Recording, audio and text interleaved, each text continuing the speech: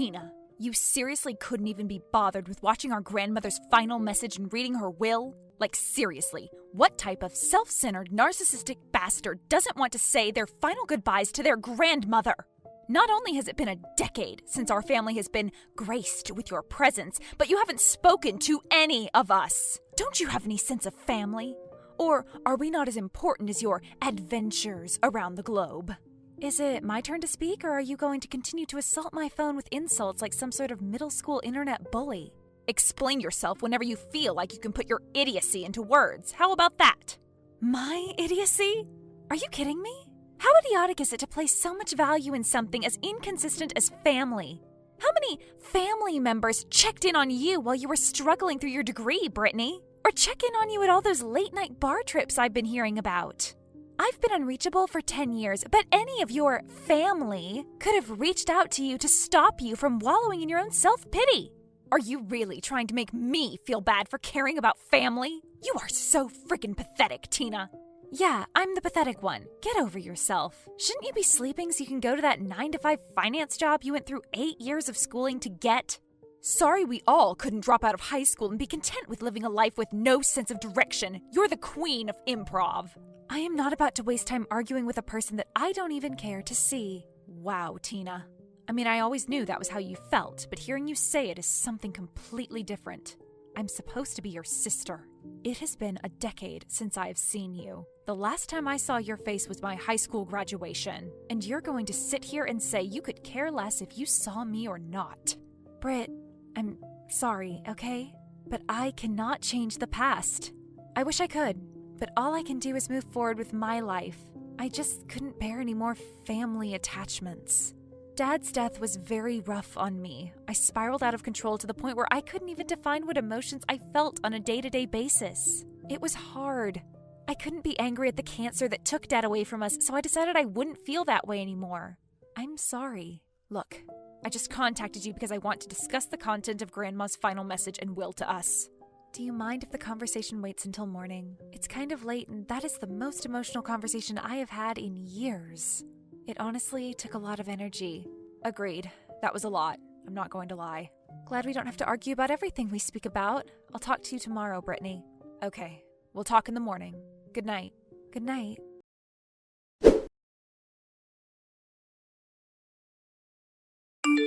All right, Brittany. What matter was so pressing that you had to interrupt the flow of my wonderful night? There is no way that you are about to go right back to being the jerk you were before our conversation last night. I thought we had finally found a way to coexist. Please do not mess up the progress that I thought we were making. All right. Can we not waste any more of either of our time and get to the point of this conversation? Anyway, I just wanted to ask about the extent of your knowledge as it pertains to our grandmother's will. Like, what led to her being as rich as she was, her assets, etc. Now, why would I know anything about our grandmother and her excessive amounts of money? If you don't recall, I'm the one you were just fussing out for going missing for a decade. Do you enjoy ruining the day-to-day experience of all the people who interact with you?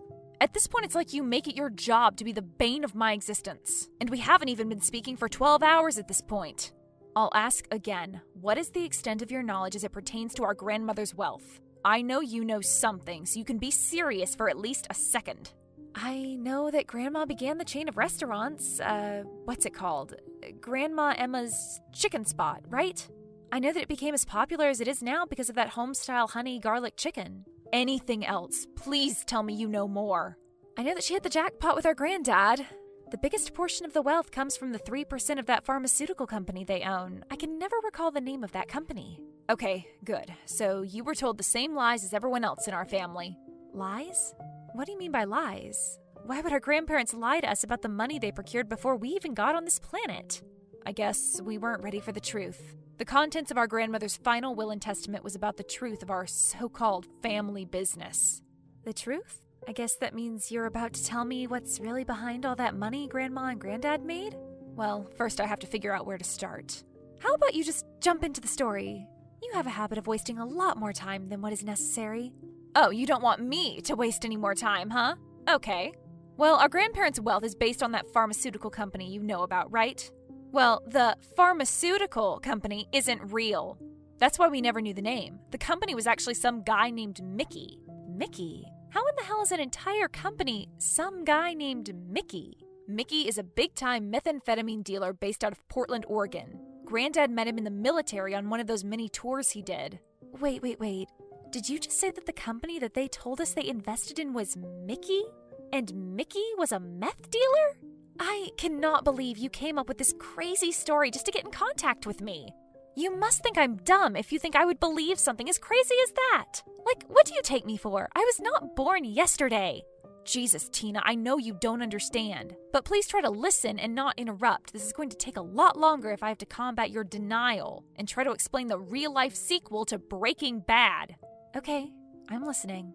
As I said, Granddad met Mickey in the military. They had become really close friends after their time in Vietnam, and they turned into best friends by the time they got back to the States. When they got home from Nam, Granddad told Mickey about the farm he owned. He told Mickey about the farmland he owned, and how he could do virtually anything he wanted to with it. I guess this piqued Mickey's interest as he made Granddad an offer that he could not refuse. Granddad didn't know a thing about where the money came from or the operations that Mickey planned on running from his land. Well, how much money did he offer? It had to be something crazy. Granddad got paid government money as part of the forces. He gave our Granddad $300,000 cash and promised that he would receive 10% of the proceeds. He also gave our grandmother her own 7% just to entice her to stay to collect her own money. Needless to say, the money had them. They didn't know a thing until about 2 years later. They found out as our grandma attempted to tell Mickey that she had prepared dinner for the night and that he could come eat. In the video, she described the smell of the lab as the worst thing she had ever come into contact with. Mickey decided to come clean and let them know that the operation he was running was the manufacturing of meth. And they just went along with it? Well, not exactly. They actually were angry that Mickey didn't tell them the entire scope of the operations he paid them to run. Grandma went on to talk about a huge fight that went down between Mickey and Grandpa. It wasn't much of a fight, though. Apparently, Mickey would not fight back because he knew he was in the wrong. So, they didn't like what he was doing, and they put an end to it. Why does it matter if it is all over? Tina, for God's sakes, can you let me finish? I mean, it's not a Q&A. It's a, I talk, you listen. You would have already heard the story if you could be bothered to show up once in a while. Whatever, just get on with it. As I was saying, Mickey wouldn't fight back. Grandma stopped the onslaught and calmed Granddad down. She walked away with Mickey and he began to apologize for not being truthful. She didn't know what to think, so she told him to just go to his living area, meaning the barn, and she would talk to Pops. Of course, he was angry since their entire livelihood could have been ruined, but Grandma saw opportunity. Since their business relationship had started, our grandparents did not have to work a day. Needless to say, neither of them wanted to give up that lifestyle. So they kicked him out and started the fast food chain? Okay, well, that makes a lot of sense. Wrong again. Grandma always dreamed of her restaurant, but that was not what she cared about anymore. She saw it as a way to clean all the money that they were making at such an absurd rate. The rest is history. Wow, are you serious? Yes, I'm afraid. That, my slightly dumb sister, is how our family fortune came to be. We are a drug kingpin, and none of us ever knew in the slightest. Now you're the one trying to ruin my life experience. Regardless, that was so many years ago, Brittany. I understand that Grandma spoke of it in the video, but why does that hardly matter now? If anything, we should burn all evidence of this and leave it in the past. This is why I called you slightly dumb. Yeah, it is smart to rid the evidence, but you have to be dumb if you're not looking at this opportunity like it's a gold mine. How small-minded can you be? Brittany, you are a 9-to-5 worker that works from a cubicle in an office. You cannot believe that you are just going to be able to go from that to a meth dealer. I'm tired of living such a mundane lifestyle. Every day I do the same thing. Wake up, convince myself to hit the gym, go to work. Work 8 hours, eat while I'm there, go home. I can't keep doing it. I need something different, something more spontaneous. And a life of crime is how you want to spice your life up? This isn't Grand Theft Auto, Brittany. You cannot go back to your normal, comfortable life after you try to get into something like this. Have you tried taking a dance class? How about parasailing? Hell, even skydiving. Just don't try to bite off more than you can chew. Tina, I am an adult. I know how to handle myself and not get into trouble. We're not kids anymore, you know. Well, you sure are acting like one. Why would you say you want to get involved with meth? Just have a more interesting life? Even if it made your life more interesting, you do know it's a secret you'd have to carry to the grave, right? Just like Grandma did. Oh, shut up. Acting like you care about your family now? You don't know anything about the lifestyle our grandma led, so don't go trying to give out advice. You wouldn't be half the woman our grandma was. Okay, that was uncalled for. Very uncalled for. Seems like you got everything figured out already, huh? You're darn right I do. I didn't need you all those years, and I don't need you now. I think you need me now more than ever, honestly. But I'll let you do what you want. You're right about one thing. We are not children anymore.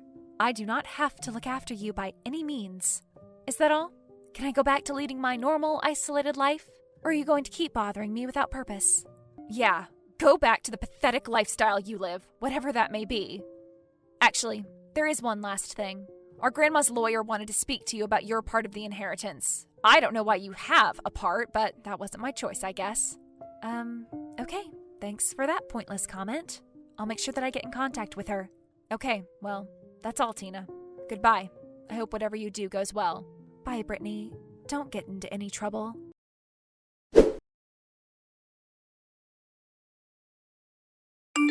Hello, Angela. The brat told me you needed to speak to me. Why didn't you just text me? In case you don't remember, Tina, we haven't spoken before. You weren't around when your grandmother introduced me to the family. Hello, Tina. Well, you got me there. How have you been? It's been like a year since I heard from you. It's not 10 years, but a lot can happen in a year. I'm pretty good. Sorry, your grandmother and I kind of saw this time coming from a distance. We tried to prepare the best we could.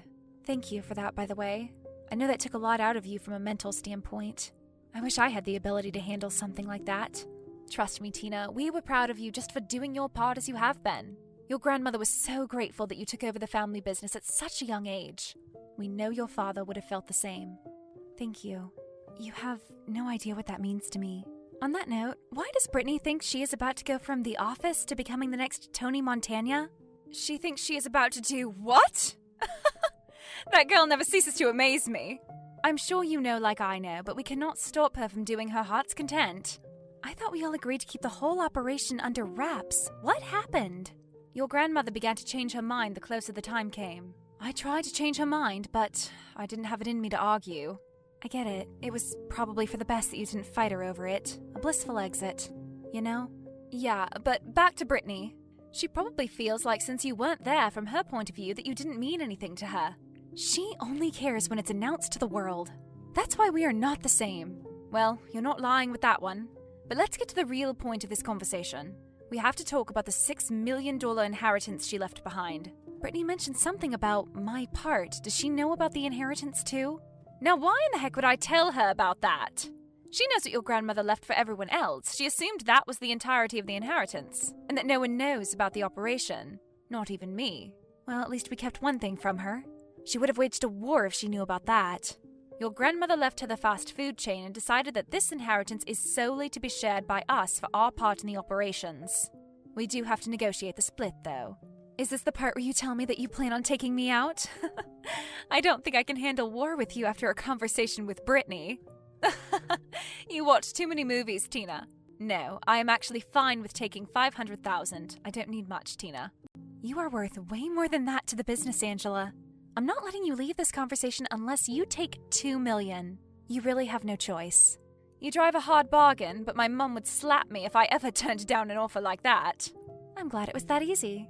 I know you were just trying to play Mrs. Morale. You caught me. Thank you for that, by the way. I kind of feel bad for letting Brittany think that I just didn't care about our family. They truly mean the world to me. But she would have been the end of our business. She is just way too arrogant and does not care to listen more than she speaks. So, I guess this is what had to happen. It was the right decision. I have to go now. It's time to pick up my kids. Okay, it was nice to hear from you, Angela. Same to you. I will talk to you soon. See you later.